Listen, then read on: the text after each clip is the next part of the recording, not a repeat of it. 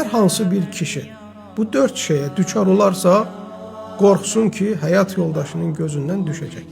Birincisi, həyat yoldaşını aldatarsa və bunu zövcəsi kəşf eləyərsə, kişi onun gözündən düşər. İkinci səbəb, kişi zövcəsini davamlı şəkildə tənqid etməsi. Yəni, zövcə ona yemək də bişirsə, onun üçün bəzənib düzənsə də, onun üçün ən gözəl paltarları geyinsə də, heç bir türlü əsla ondan razı olduğunu bildirmir. Üçüncüsü, etdiyi yanlışları boynuna almaması.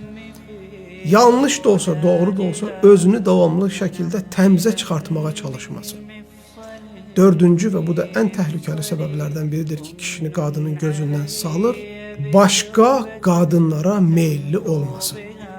Yəni, gülürsə başqa qadınlara gülür, təbəssüm eləyirsə onlara təbəssüm eləyir, əxlaqı varsa da başqalarını göstərir.